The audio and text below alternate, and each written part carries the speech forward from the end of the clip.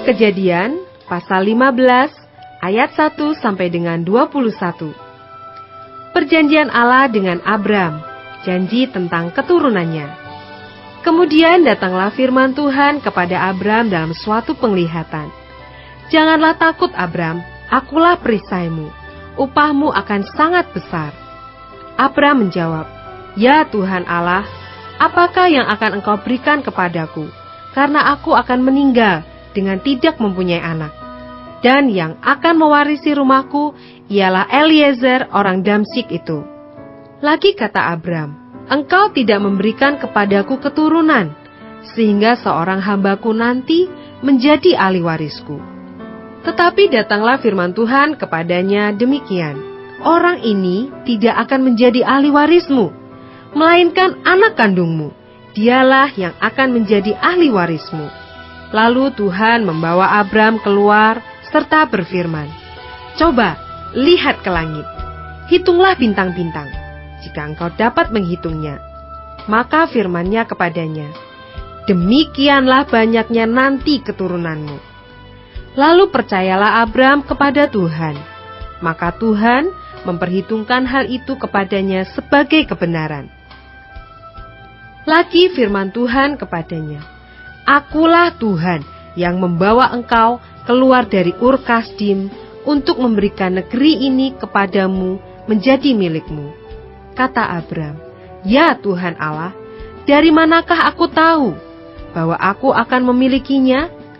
Firman Tuhan kepadanya, ambillah bagiku seekor lembu betina berumur 3 tahun, seekor kambing betina berumur 3 tahun, seekor domba jantan berumur 3 tahun, seekor burung tekukur, dan seekor anak burung merpati.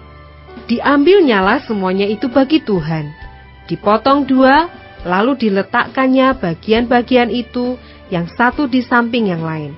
Tetapi burung-burung itu tidak dipotong 2. Ketika burung-burung buas hinggap pada daging binatang-binatang itu, maka Abram mengusirnya. Menjelang matahari terbenam, tertidurlah Abram dengan nyenyak. Lalu turunlah meliputinya gelap gulita yang mengerikan.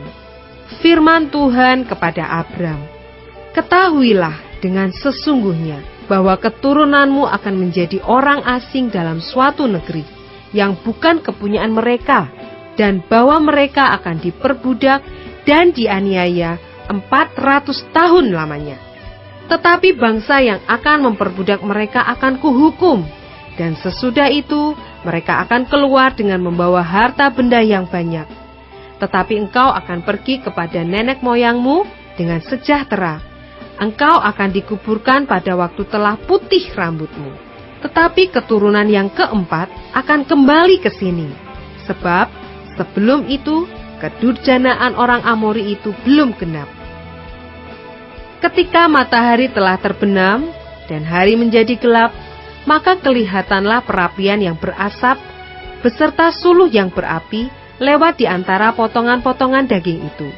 Pada hari itulah Tuhan mengadakan perjanjian dengan Abram serta berfirman, kepada keturunanmu lah kuberikan negeri ini, mulai dari sungai Mesir sampai ke sungai yang besar itu, sungai Efrat, yakni tanah orang Keni, orang Kenas, orang Kadmon, orang Het, orang Feris, orang Refaim, orang Amori, orang Kanaan, orang Girgasi, dan orang Yebus itu.